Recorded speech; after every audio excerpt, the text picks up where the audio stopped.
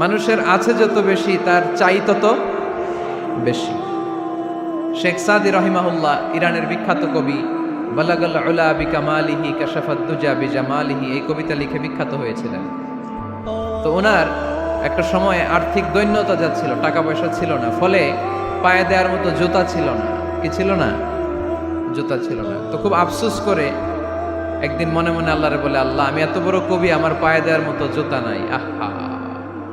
আফসোস করে ঘর থেকে বের হয়েছে, বের হয়ে দেখে এক ভিক্ষুক ভিক্ষা করে। ওই ভিক্ষুকের দুইটা পাই নাই, ভিক্ষুকের দুইটা, আর কবি সাহেবের কি নাই? জুতা নাই।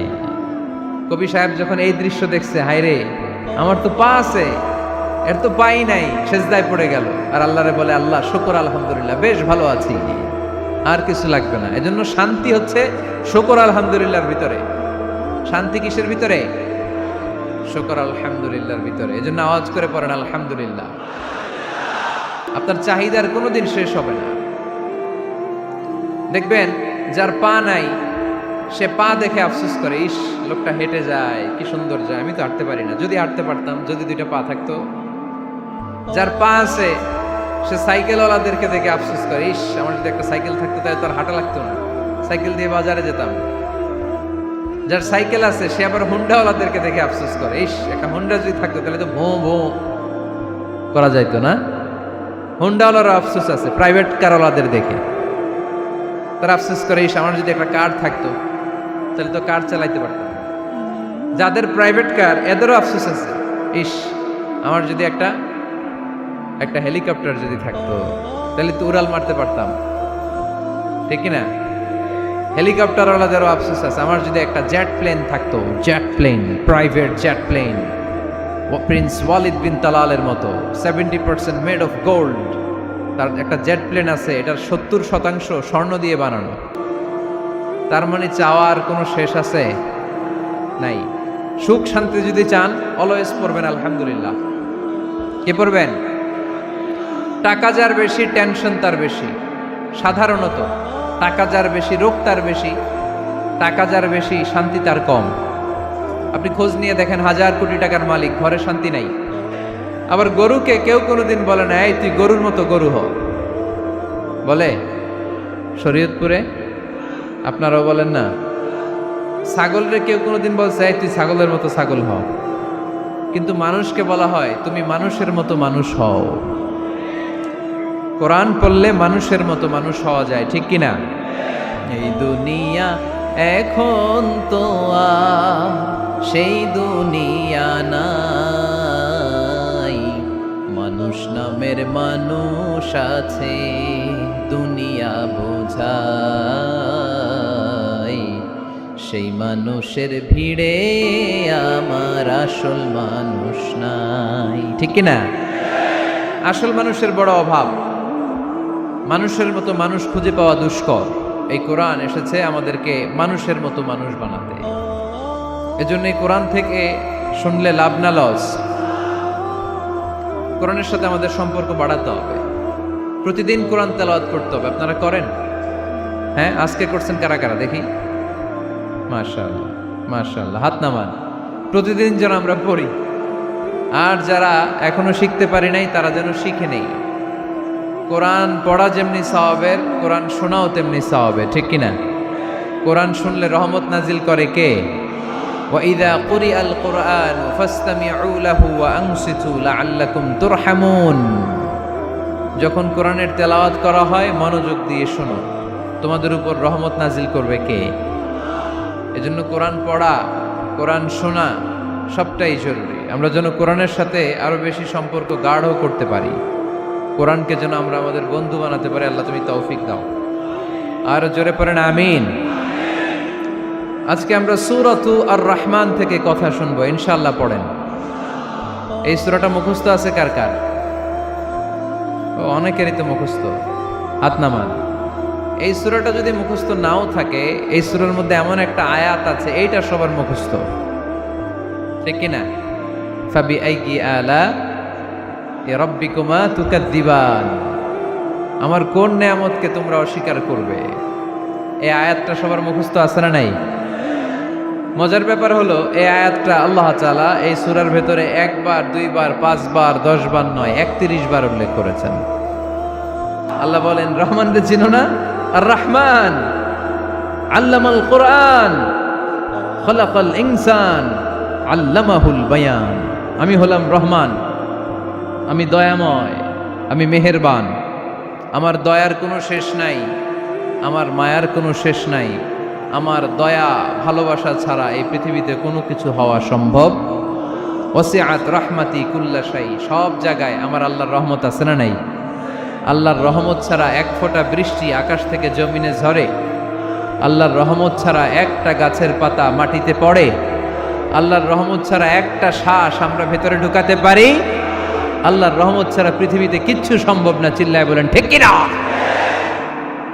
আমার আল্লাহর দয়া ভালোবাসা যে কত বেশি আমরা জানি না, আমরা জানি না। আরশের বুকে আল্লাহ বিশাল সাইনবোর্ডে লিখে রেখেছেন, সাবাকাত রাহমাতি গাদাবি, সাবাকাত রাহমাতি গাদাবি। এর মানে হচ্ছে আমার রাগের উপরে আমার দয়া বিজয় লাভ করেছে। সাবাকাত রাহমাতি গাদাবি।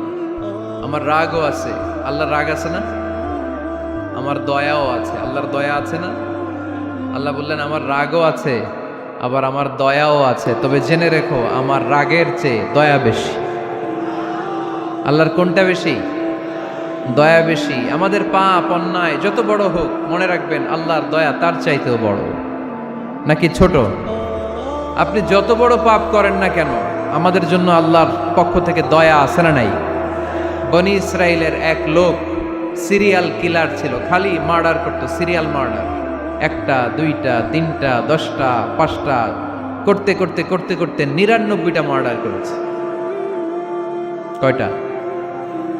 এলাকায় আছে নাকি এরকম কেউ? 99টা মার্ডার। কল্পনা করা যায়? 99 জন মানুষকে সে নিজ হাতে হত্যা করেছে। 99 মার্ডার করার পরে তার মনে ভয় আসলো, হায়রে না জানি আল্লাহ আমার সাথে কেমন আচরণ করে আখিরাতে। আমার তওবা আছে কিনা কপালে জানি না, আমার তো ক্ষমা নাই, কি করব আমি? তো সে লোকজনদেরকে জিজ্ঞেস করলো, আমার ক্ষমা আছে কিনা, এটা কে বলতে পারবে? আমাকে আল্লাহ মাফ করবে কিনা? তারা সবাই বললো, এই এলাকায় এক আল্লাহর ওলি আছে, তার কাছে যাও। সে আল্লাহর ওলির কাছে যেয়ে বলে, ও আল্লাহর ওলি, আমি 99টা হত্যা করেছি, 99টা মার্ডার, আমার কপালে ক্ষমা আছে কিনা তুমি একটু বলো। আল্লাহর ওলি কই, কি বললা? 99টা মার্ডার? হায় হায় সর্বনাশ, তোর কোনো ক্ষমা নাই। পাহাড়ের সমান আমার আল্লাহর ভালোবাসার দয়া হচ্ছে আকাশের সমান। তুমি যদি তওবার মতো তওবা করতে পারো, ক্ষমার মতো ক্ষমা চাইতে পারো, চোখের পানি ছেড়ে, চোখের পানির বড় দাম, চোখের পানির মধ্যে বিশাল কারিশমা, এটা আল্লাহ খুব পছন্দ করে। 2 ফোঁটা পানি আল্লাহ পছন্দ করে। এক, জেহাদের ময়দানে শহীদের গা বেয়ে ঝরে পড়া রক্তের ফোঁটা। 2 হচ্ছে অনুতপ্ত বান্দার চোখের পানির ফোঁটা। বান্দা যখন অনুতপ্ত হয়ে চোখের পানি ছেড়ে কাঁদে, তার চোখের পানি চোখ বেয়ে নাকের ডগাবে মাটিতে পড়ার আগেই ওই অনুতপ্ত বান্দার সব গুনাহ আল্লাহ মাফ করে দেয়। সে জিজ্ঞেস করলো, আমার ক্ষমা আছে কিনা? আলেম বলে, আছে, ক্ষমা আছে। তওবার মতো তওবা কর, তাওবাতান নাসুহা। তওবার মতো তওবা করলে আল্লাহ ঠিকই মাফ করবে। সে এতটাই অনুতপ্ত হলো, এতটাই, সে আল্লাহর কাছে ক্ষমা চাইতে শুরু করলো। আলেম পরামর্শ দিল, তুমি যে এলাকায় থাকো এলাকাটা ভালো না, এলাকাটা ছাড়ো, এখানে সব ডাকাতদের এলাকা, তুমি একটা ভালো এলাকায় যাও, ওখানে যে তওবা করে ভালো মানুষ হয়ে যাও। সে নিয়ত করে কাপড় চোপড় গুছিয়ে ভালো এলাকায় যাবে। ঘর থেকে বেরোয়ার সাথে সাথেই মালাকুল মাউত চলে আসছে, তার রুহু কবজ করে ফেলছে। এখন রুহুকে নিয়ে যাবে। ফাজাআত মালাইকাতুর রাহমা ওয়া মালাইকাতুল আযাব। রহমতের ফেরেশতারাও আসছে, আযাবের ফেরেশতারাও আসছে। রহমতের ফেরেশতারা বলে, না না, সে তওবার নিয়ত করেছে, যদিও তওবা করতে পারে নাই, যদিও ভালো এলাকায় যেতে পারে নাই, তওবার নিয়ত করেছে, অনুতপ্ত হয়েছে, ক্ষমা চাওয়ার চিন্তা করেছে, আমরা তার রূহ নিয়ে ইল্লিনে রেখে দেব। আযাবের ফেরেশতারা বলে, না না, 99টা হত্যা করার পরে আরো একটা হত্যা করে সেঞ্চুরি করেছে, এখনো তো ভালোভাবে তওবা করতে পারে নাই, তার রূহটা নিয়ে আমরা সিজ্জিনের ভেতরে ঢুকায়ে দেব। 2 দল ফেরেশতার মারামারি, এ বলে আমরা নিব, এ বলে আমরা নিব, ঝগড়া আছে না নাই? আল্লাহ বললেন রাখো রাখো, ঝগড়ার দরকার নেই। এক কাজ করো, যেখানে মারা গিয়েছে ওইখান থেকে ফিতা দিয়ে মাপতে শুরু করো। ভালো এলাকাটা যদি কাছে হয় জান্নাতের ফেরেশতারা নেবে, খারাপ এলাকা যদি কাছে হয় জাহান্নামের ফেরেশতারা নেবে। খারাপ এলাকা তো একেবারেই কাছে, ঘর থেকে বের হওয়ার সাথে সাথে মৃত্যু হয়েছে। আর ভালো এলাকা তো অনেক দূর। আল্লাহ জামিনটারে আদেশ দিলেন, জামিন এই অনুতপ্ত বান্দার জন্য তুই ভালো এলাকাটা কাছে চলে আয়। ভালো এলাকাটার জামিনটা তুই সংকুচিত হয়ে যা। যদিও ঘর থেকে বের হয়েছে একেবারে কাছে, খারাপ এলাকা হাজার হাজার মাইল দূরে চলে যা। ফিতা দিয়ে মাপ দিয়ে দেখে সর্বনাশ, ভালো এলাকাটা তো একেবারেই কাছে, খারাপ এলাকাটা অনেক দূরে। আল্লাহর ফয়সালা অনুযায়ী রহমতের ফেরেশতারা তার রূহকে নিয়ে জান্নাতের ভেতরে ঢুকিয়ে দিয়েছে।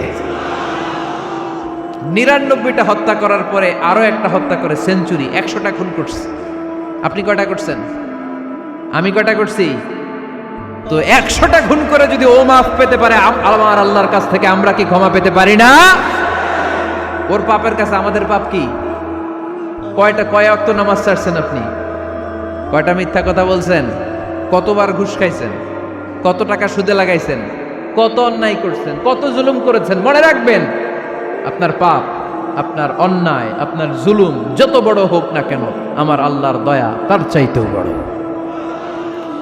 এজন্য আল্লাহ নিজের পরিচয় দিয়ে বললেন, আর রহমানু আল্লামাল কুরআন খালাকাল ইনসান আল্লামাহুল বায়ান। আমি রহমান, আমি দয়ার সাগর। আমি কি?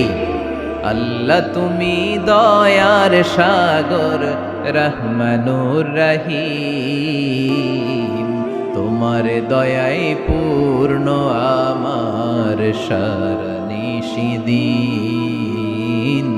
তোমার দয়ায় পূর্ণ আমার সারানিশিদিন। আলহামদুলিল্লাহ পড়েন। তাহলে বুঝতে পারলাম আমার আল্লাহর দয়ার কোনো শেষ আছে? চিল্লায় বলতে হবে আছে। কয়শো টুকরা? সবাই শুনতেছেন? কষ্ট হচ্ছে তো উত্তর দিচ্ছেন না যে? কত টুকরা করলেন? 100। 100 টুকরা করে 99 টুকরা দয়া ভালোবাসা আল্লাহ তাআলা নিজের কাছে রেখে দিলেন। আর 1 টুকরা দয়া আর ভালোবাসা আল্লাহ তাআলা গোটা বিশ্বের সবার মাঝে ভাগ করে দিলেন। আমরা সবাই মিলে পাইছি কয় টুকরা ভালোবাসা? উনি রেখে দিয়েছেন কয় টুকরা? ওই 1 টুকরার কিছু অংশ আমিও তো পাইছি, তাই না? আপনি পেয়েছেন, আমরা সবাই পেয়েছি, গোটা বিশ্বের সবাই, আদম আলাইহিস সালাম থেকে শুরু করে কিয়ামত পর্যন্ত যারা আসবে, এসেছিল এবং এখন আছে, সবাই মিলে কয় টুকরা? ওনার কাছে কয় টুকরা? কিন্তু এই 1 টুকরা যে আমরা সবাই ভাগে যোগে পাইলাম, আমাদের ভালোবাসার নমুনা দেখছেন? একজন আর একজনের ভালোবেসে বলে আত্মহত্যা করে ফেলে, আছে না নাই? আছে না? সালমান শাহ মারা গেছে, এই দেশের কয়েকটা মেয়ে গলায় রশি দিয়ে আত্মহত্যা করছে, শুনছেন? অমুক সেলিব্রিটির কি হয়েছে, ছাদ থেকে লাফ দিয়ে পরে মাথা ফাটায় ফেলছে। ভালোবাসা আছে না নাই? যারে ভালোবাসে তার নাম আবার ছেলেরা হাতের মধ্যে কেটে কেটে লেখে। শরীয়তপুরে এগুলো নাই আলহামদুলিল্লাহ। হ্যাঁ, প্লাস দিয়ে লেখে, প্লাস। ধরেন আব্দুল্লাহ প্লাস শামিমা। আপনাদের এলাকায় মুরগি পালেন না আপনারা? মুরগি যখন বাচ্চা নিয়ে হাঁটে দেখবেন মুরগি ছানা ধরা যায় না, ধরতে গেলে মা মুরগিটা কি করে? কামড় দিতে আসে। এই ছোট্ট বাচ্চাগুলোর জন্য মা মুরগিটার হৃদয়ের ভিতরে ভালোবাসা ঢুকাই দিল কে? আমি পত্রিকাতে এমনও দেখেছি, বন্যায় এক মা পানি খেতে খেতে খেতে খেতে খেতে খেতে মরে গিয়েছে, কিন্তু শিশুটাকে একটা বালতির মধ্যে চাপিয়ে মাথায় তুলে ধরে রেখেছে। মা পানি খেতে খেতে নিজের জীবনকে বিলিয়ে দিয়েছে, কিন্তু বাচ্চাটা মরে নাই। বাচ্চার জন্য কি ভালোবাসা! এই ছোট্ট বাচ্চার জন্য মায়ের হৃদয়ে জান স্যাক্রিফাইসের মতো এই ভালোবাসা ঢুকাই দিল কে?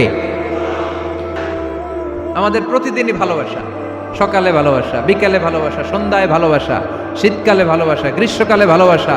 আমাদের ইসলামে শুধু ভালোবাসাবাসী, ঠিক কিনা?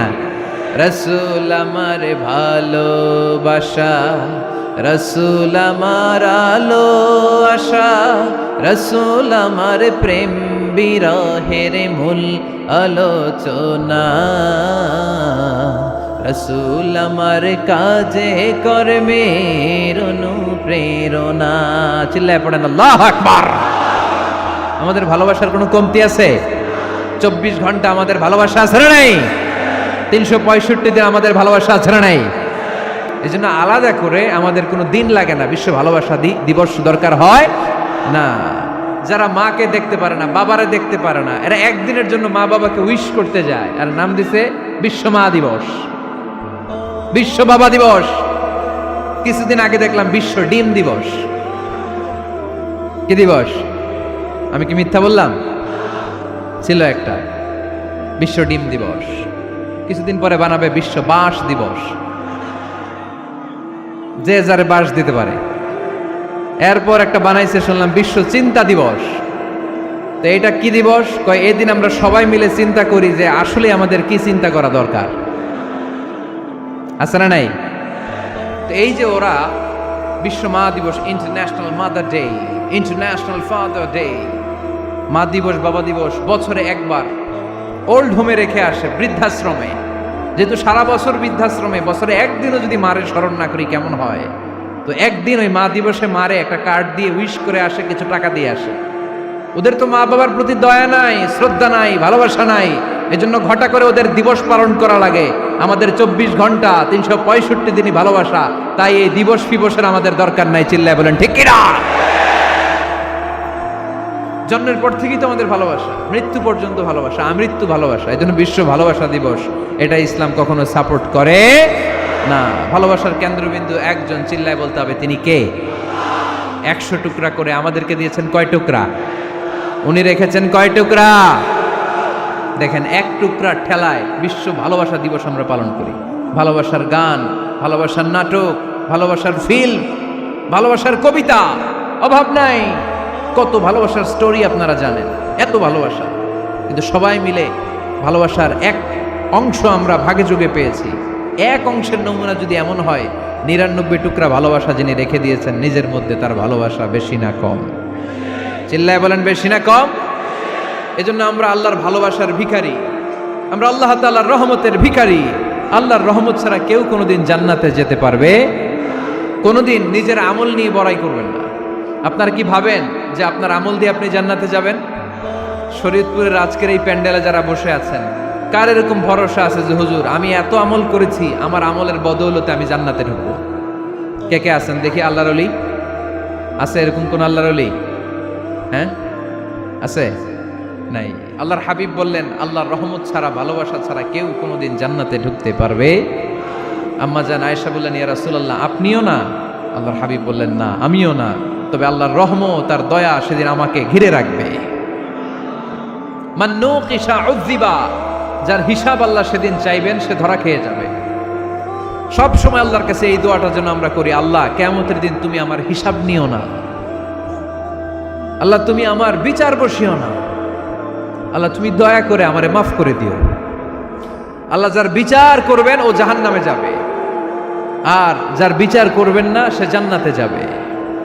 আল্লাহ যদি বিচার করে আর পাই টু পাই হিসাব নেয়, নামাজ পড়লি না কেন, রোজা রাখলি না কেন, মিথ্যা বললি কেন, খাদ্যে ভেজাল দিলি কেন, মাছে ফরমালিন দিলি কেন, যৌতুক খাইলি কেন, ঘুষ খাইলি কেন, উল্টাপাল্টা করলি কেন, জিনা করলি কেন, একটার পর একটা প্রশ্ন বানে যদি সেই ভয়ঙ্কর দিনে আল্লাহ আমাদেরকে জর্জরিত করে, আমাদের কোনো উত্তর আছে? সেদিন আমাদের বাঁচার কোনো উপায় আছে? তাই আমরা সবাই আল্লাহর কাছে দোয়া করবো, আল্লাহ কোনো বিচার টিচার মানি না, কোনো বিচার করতে পারবো না, দয়া করবা। কথা কয় না? কি করবে? এবার আওয়াজ করে বলেন, বিচার চান না দয়া চান?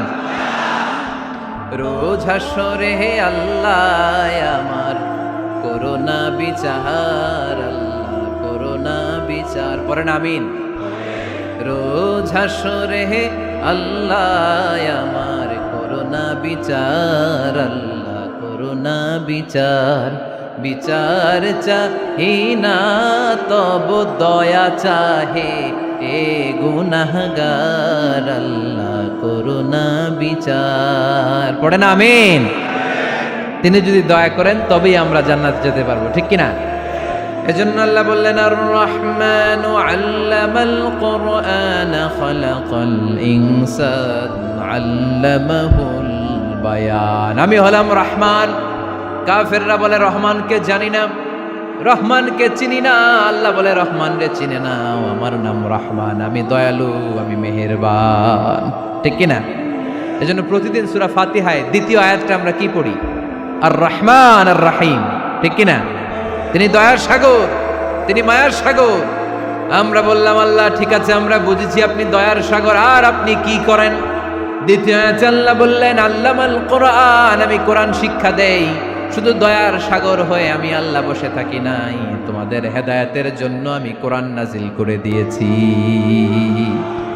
আল্লামাল কোরআন, আমি কোরআন শিক্ষা দেই। আমাদেরকে কোরআন শিখিয়েছে কে? বিশ্বনবীকে কোরআন শিখিয়েছে কে? আল্লাহ। এজন্য দুনিয়াতেও যারা কোরআন শিখায় তাদের মর্যাদা বাড়ায় দেয় কে? বাংলার জমিনে যারা কোরআন শরীফ শিখায় এদের মর্যাদা সবচেয়ে কম, এদের বেতন সবচেয়ে কম, এরা সমাজে সবচেয়ে বেশি অবহেলিত, ঠিক কি না? তা আল্লাহর কাছে এরা সবচেয়ে বেশি সম্মানিত। আল্লাহর হাবিব বললেন খায়রুকুম মান তাআল্লামাল কুরআন ওয়া আল্লামাহু, তোমাদের মধ্যে আল্লাহ তাআলার কাছে সবচাইতে প্রিয় শ্রেষ্ঠ ওই মানুষটা যে নিজে কোরআন পড়ে আবার অন্যরে পড়ায় দেয়। সুবহানাল্লাহ পড়েন। আপনি যদি কাউরে শুধু সূরা ফাতিহাটা শিখান, কোন সূরা? সূরা ফাতিহাটা যদি শিখায় দেন, সে যতদিন সূরা ফাতিহা তেলাওয়াত করবে ওই তার তেলাওয়াতের একটা পার্সেন্টেজ সওয়াব আপনার আমলনামায় আছে না নাই? সে যদি আবার আরেকজনের শিখায়, ওই লোক যদি আবার আরেকজনের শিখায় দেয়, এরকম যতজনকে তারা শিখাবে প্রত্যেকের তেলাওয়াতের একটা পার্সেন্টেজ সওয়াব আপনার আমলনামায় ঢুকায় দিবে কে? এজন্য কোরআন নিজেও শিখবো, অন্যকেও শেখাবো। রাজি আছেন তো? আপনাদের এখানে মসজিদে কোরআন শিক্ষার আসর আছে নাকি? হ্যাঁ, এই যে বাড়ির পাশে যে একটা মসজিদ দেখলাম, কোরআন শিখায়। কিবার শিখায়? প্রতিদিন। কে শিখায়? ইমাম সাহেব। বেতন টেতন দেন তো? কত দেন? 1 লক্ষ মাসে? 5-6 হাজার? বলে কি? এক একটা ইমামের কমসে কম 1 লক্ষ টাকা বেতন হওয়া দরকার, ঠিক কিনা? না খেয়ে না পড়ে অল্পতে তুষ্ট থেকে যারা শুকরিয়া করে এরা আমাদের আইম্মাতুল মাসাজিদ, মসজিদের ইমামরা, মসজিদের মুয়াজ্জিনরা। এক একটা মসজিদের মুয়াজ্জিনের গলা হবে এরকম বিশাল উঁচু। কিয়ামতের ময়দানে সবাই আমরা এর দিকে তাকায় থাকবো, কিরে ভাই তোর গলা উঁচু কেন? সে বলবে আমার এই গলা দিয়ে প্রতিদিন 5 বার আমি আজান দিয়েছি। কিয়ামতের ময়দানে ঠিকই সম্মানিত, দুনিয়ায় আমরা চিনলাম না ওনাদেরকে। এজন্য কোরআন শিক্ষার আসর জন্য আমরা গড়ে তুলি। তালিমুল কোরআন প্রজেক্ট লাগবে, শিশুদের কোরআন শিক্ষার আসর, নারীদের কোরআন শিক্ষার আসর, বয়স্কদের কোরআন শিক্ষার আসর। আমরা কোরআন শিখে মরতে চাই, কোরআন জেনে মরতে চাই। No excuse will be granted that day. সেদিন আল্লাহ কোনো এক্সকিউজ গ্রহণ করবে না। সব পারো, হিন্দি তো ঠিকই কইতে পারো। হিন্দিতে কথা কইতে পারে না ছেলেপেলেরা? হিন্দি সিনেমা এমন দেখা দেখে হিন্দিতে কথা কইতে পারে। তো হিন্দি ভাষা বুঝতে পারলে, শিখতে পারলে আরবি পারলা না কেন? কোনো এক্সকিউজ, ওজর, আপত্তি সেদিন আল্লাহ গ্রহণ করবে না। শরীয়তপুরের ভাইরা, আসুন আমরা কোরআন শিখি, আসুন আমরা কোরআন পড়ি। প্রতিদিন একটা আয়াত হলেও কমপক্ষে আমরা যেন কোরআনের অর্থ পড়ি, বঙ্গানুবাদ পড়ি। রাজি আছেন তো? আপনাদের স্মার্টফোন আছে কার কার হাতে দেখি?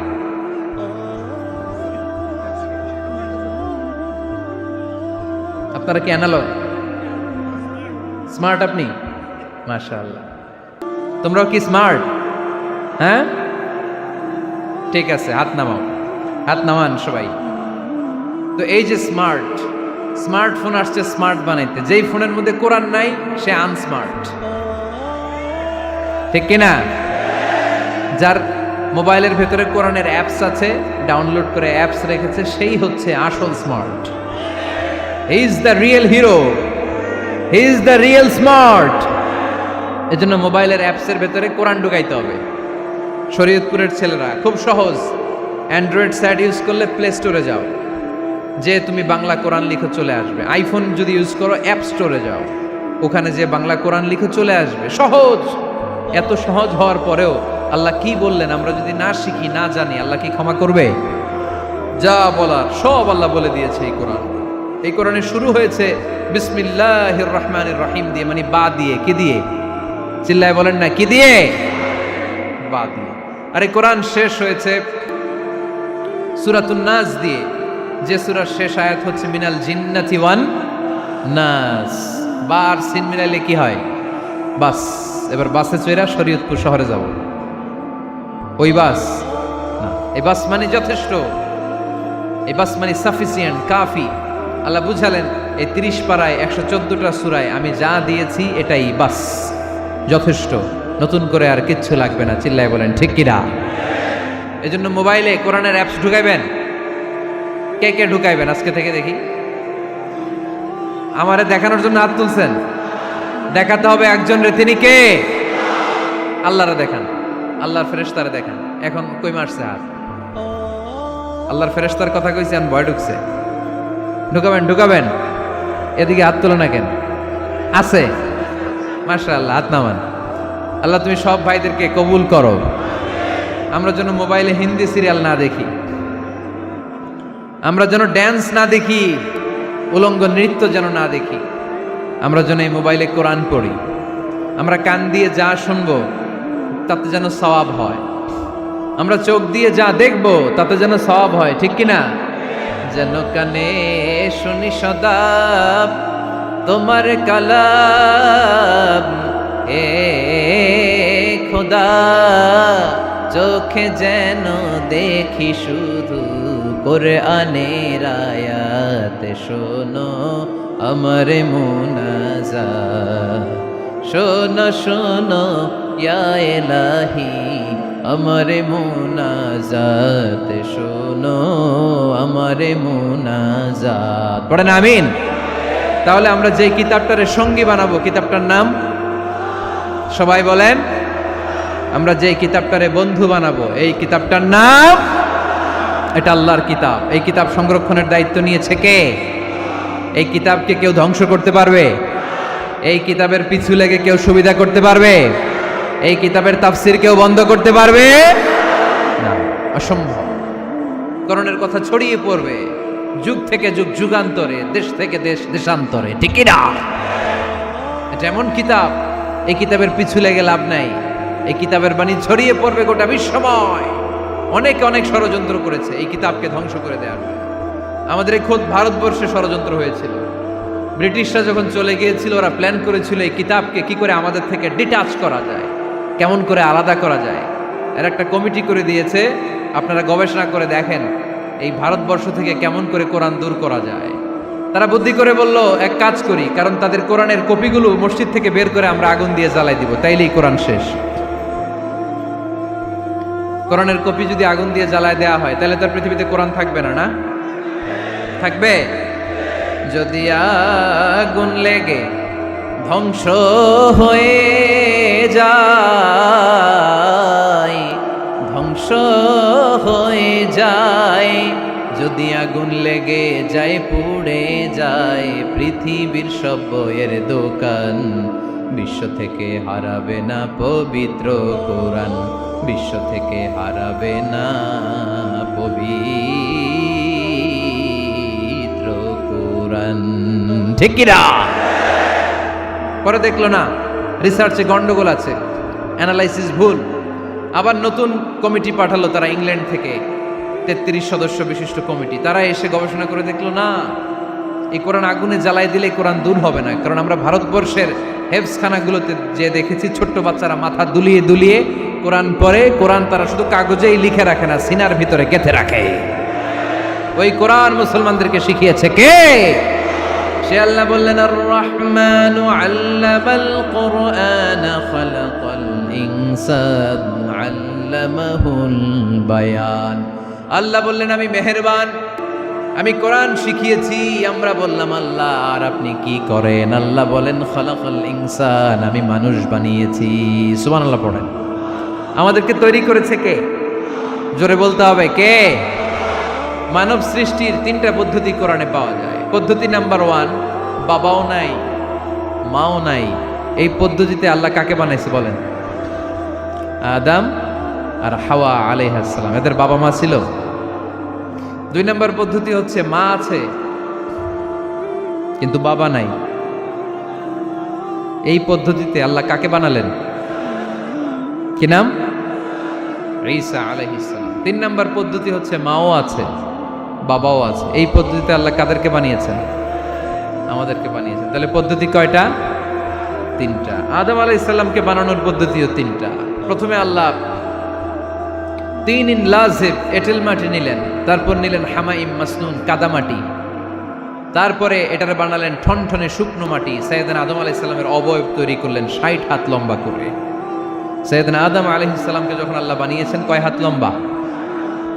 সহিহ বুখারীর বর্ণনা, লাম্মা খালাকাল্লাহু আদামা ওয়া কানা তুলুহু 60 যিরাআন। আল্লাহ তাআলা যখন আদম আলাইহিস সালামকে বানালেন 60 হাত বা 60 গজ লম্বা করে বানালেন। আপনারাও যারা জান্নাতে যাবেন 60 হাত লম্বা হয়ে জান্নাতে ঢুকবেন। কয় হাত লম্বা? সুবহানাল্লাহ পড়বেন না? আদম আলাইহিস সালামকে বানালেন। আবার মায়ের পেটে যে আমরা বড় হলাম, এখানেও আমাদের 3টা ক্যাটাগরি, 3টা ধাপে তিনি আমাদেরকে বানালেন। মায়ের পেটে 9 মাস কি করছিলেন মনে আছে আপনাদের? শরীয়তপুরের ভাইরা মনে নাই কেন? হ্যাঁ, আমাদের কারোরই মনে নাই, ঠিক কিনা? এই 6 মাস 8 মাস কই যে ছিলাম, কোথায় ছিলাম আমরা মনে করতে পারি না। স্মৃতির পাতা হাতড়িয়ে যত পিছনে যাই আর ভুলতে থাকি। মনে আছে ছোটবেলার কথা? মনে নাই? আমরা সবাই কিন্তু এত বড় ছিলাম না ভাই, ছোট্ট ছিলাম, ছোট্ট। মায়ের জরায়ুর দেয়ালের মধ্যে লেপ্টে ছিলাম। নুতফা, আলাকা, মুদগা, sperm drop, blood clot and the little flesh. ছোট্ট নাপাক পানি ছিলাম। ওইটার আল্লাহ বড় করতে আরম্ভ করলেন। বড় করতে করতে রক্তপিণ্ড বানালেন। রক্তপিণ্ড থেকে আল্লাহ গোশতপিণ্ড বানালেন। আমরা প্রত্যেকেই এরকম একটা গোশতের টুকরা ছিলাম। এটার ভিতরে আল্লাহ কঙ্কাল ঢুকালেন, আমার স্কেলিটন, আমার কঙ্কালটা, আমার অবয়বটা ঢুকালেন। তারপরে আবার গোশত দিয়ে প্যাকেট করলেন, তার উপরে আবার চামড়ার প্যাকেট পড়ায় দিলেন। পড়েন সুবহানাল্লাহ। এরপরে 9 মাস পরে এই পৃথিবীর বুকে স্মুথলি আমাকে আসার সুযোগ দিলেন কে? একথাই আল্লাহ সূরা আল মুমিনুনে বললেন, ওয়ালাকাদ খালাকনাল ইনসানা মিন সুলালাতিন মিন তিন সুম্মা জাআলনাহু নুতফাতান ফি ক্বারারিন মাকিন সুম্মা খালাকনান নুতফাতা আলাকাতান ফাখালাকনাল আলাকাতা মুদগাতান ফাখালাকনাল মুদগাতা ইযামা فكسونا العظام لحما ثم أنشأناه خلقا آخر فتبارك الله أحسن الخالقين পড়েন আল্লাহু আকবার। আপনারা উঠতেছেন কেন? উঠছেন কে কে দেখি? আপনার চেহারাটা দেখেন আমাকে। ওয়াশরুমে যাওয়ার জন্য অনেক আগ থেকে বসে আছেন বোধহয়, না? আসর থেকে, দুপুর 3টা থেকে। আল্লাহু আকবার, আল্লাহু আকবার। তাহলে দোয়া করে দেই। আর না না না না, ঠিক হবে না, কষ্ট হচ্ছে, আমি বুঝতে পারতেছি। আরো কয়েক মিনিট শুনবেন? পড়েন পড়েন, লিল্লাহে তাকবীর, লিল্লাহে তাকবীর, লিল্লাহে তাকবীর। মায়ের পেটে আমাদেরকে তৈরি করলো কে? আল্লাহ। 10 মাস আমাদেরকে খাবার দিল কে? অক্সিজেন দিল কে? দেখেন, দুনিয়ার কেউ কিন্তু আমার খোঁজ নিতে পারে নাই ভিতরে যে পারছে। ওই গোপন জায়গায় একজন আমার রিজিক দিত। তিনি কে? আমার নাভির সাথে আমার মায়ের জরায়ুর একটা কানেকশন ছিল। ওই একটা লাইন দিয়ে আমাদের সবাইকে আল্লাহ খাবারের ব্যবস্থা করেছেন, পানির ব্যবস্থা করেছেন, বাতাসের ব্যবস্থা করেছেন। দুনিয়ায় আসার সাথে সাথে দুনিয়ার মানুষরা ওই খাবারের লাইনটা কেটে দেয়, ঠিক কিনা? শরীয়তপুরে বোধহয় রেখে দেয়। কি করে? কাটাপ। দেখবেন সিজার করার পরে বাচ্চাদেরকে বের করে কেচি দিয়ে যারা সিজার করে ডাক্তাররা কি করে? কেটে দেয়। বাচ্চার পা ধরে মাথাটা নিচু করে নিতম্বের মধ্যে থাপ্পড় মারে কয়েকটা, তারপরে বাচ্চা ওয়া ওয়া করে কেঁদে ওঠে, ঠিক কিনা? আমরা আমাদের কানে শুনি ওয়া ওয়া, আসলে সে আল্লাহর কাছে কেঁদে কেঁদে ফরিয়াদ জানায়, বলে আল্লাহ 9 মাস 10 মাস মায়ের পেটের ভেতরে ছিলাম, কেউ তো খোঁজ খবর নিল না। তুমিই তো আমার এই নাভির সাথে মায়ের জরায়ুর একটা লাইন দিয়ে, ওই এক লাইনে খাবার, এক লাইনে পানি, এক লাইনে বাতাস ঢুকিয়েছো। 9টা মাস এই খাবারের লাইন আমার ঠিকঠাক ছিল, আমার টেনশন ছিল না। কিন্তু দুনিয়ার বুকে আসার সাথে সাথেই, এদের সাথে আমার কি শত্রুতা আমি জানি না, আসার সাথে সাথে আমার খাবারের লাইনটা কেটে দিস। আল্লাহ একটা মাত্র খাবারের লাইন ছিল, মানুষগুলো কেটে দিল। আমি এখন কি খাবো? আমি এখন যাব কই? আল্লাহ বলে কাঁদিস না, 8 মাস যেমনি খাওয়াইছি এখনো খাওয়াবো। সুবহানাল্লাহ পড়েন। খাবারের একটা লাইন ছিল, কেটে দিয়েছে। ওই একটার বিপরীতে তোর মায়ের বুকের ভেতরে এখন খাবারের 2টা লাইনের ব্যবস্থা করে দিলাম। খালাকাল ইনসান, তিনি মানুষ বানিয়েছেন, মানুষের যা দরকার তার ব্যবস্থাও করে দিয়েছেন। চিল্লায় বলেন ঠিক কিনা? এজন্য আল্লাহ বললেন আর রহমানু আল্লামাল কুরআন খালাকাল ইনসানা আল্লামাহুল বায়ান। আমি মেহেরবান, আমি তোমাদের কোরআন শিখিয়েছি, আমি মানুষ তৈরি করেছি, আমি তোমাদেরকে ভাষা শিক্ষা দিয়েছি। সুবহানাল্লাহ পড়েন। আল্লামাহুল বায়ান, আমি তোমাদেরকে বয়ান শিখিয়েছি। এই যে আমরা বয়ান করি, আমাদের যে ভাষা, এই ভাষা কার দান?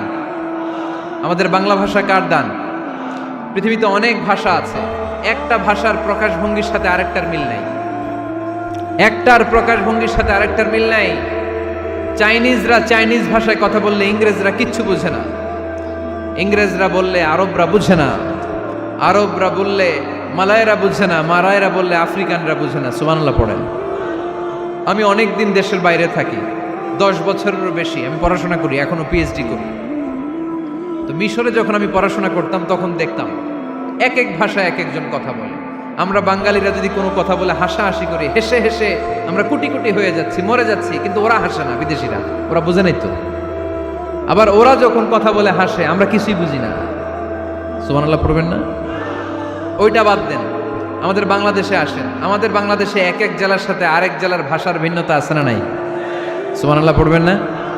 ঢাকার ভাষার সাথে ফরিদপুরের ভাষার অমিল, সিলেটের অনেক অমিল, চট্টগ্রামের অমিল আছে না নাই? সবচেয়ে বেশি অমিল সিলেটে আর চট্টগ্রামে, ঠিক কিনা? ওনাদের ভাষাগুলো এমন, শুনলে বুঝার উপায় নেই যেটা বাংলা ভাষা না অন্য ভাষা, কিন্তু প্রত্যেক আঞ্চলিকতায় একটা মাধুর্যতা আছে না নাই? আল্লাহ পাক এই কোরআনের মধ্যে আঞ্চলিকতার দাম দিলেন। হিশাম বিন হাকিম বিন হিজাম কোরআন থেকে তেলাওয়াত করতে শুরু করলেন। এই তেলাওয়াত শুনে সাইয়েদনা ওমরে ফারুক ওনার ঘাট ধরে টেনে বিশ্বনবীর কাছে নিয়ে আসলেন।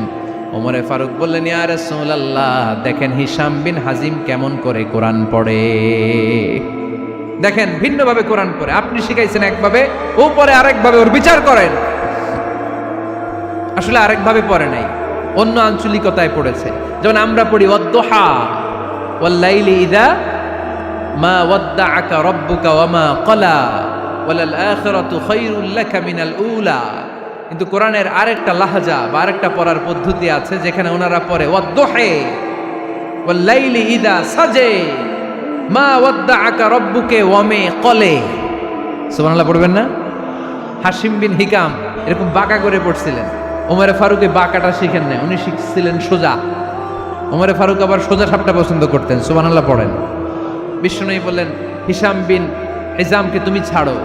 বললেন, হিশাম তুমি কিভাবে পড়েছো? হিশাম বলে, আমি এইভাবে পড়েছি। বিষ্ণুনবী বললেন, হাকাযা উনজিলাত, এভাবেও নাজিল হয়েছে, সমস্যা নাই। ওমর তুমি কিভাবে পড়েছো? ওমর বললেন, আমি তো এইভাবে শিখেছি। বিষ্ণুনবী বললেন, এভাবেও নাজিল হয়েছে, সমস্যা নাই। উনজিলাল কুরআনু আলা সাবআতি আহরুফ ফাকরাউ মা তায়াসসারা মিনহু। আরবি ভাষা একটা, কিন্তু এর মধ্যে আঞ্চলিকতা আছে 7টা। এই 7টা আঞ্চলিকতা দিয়ে কোরআন নাজিল করেছে কে? এজন্য আঞ্চলিকতার মর্যাদা আল্লাহ কোরআনেও দিলেন। এজন্য বললেন, আর রহমানু আল্লামাল কুরআন খালাকাল ইনসান আল্লামাহুল বায়ান।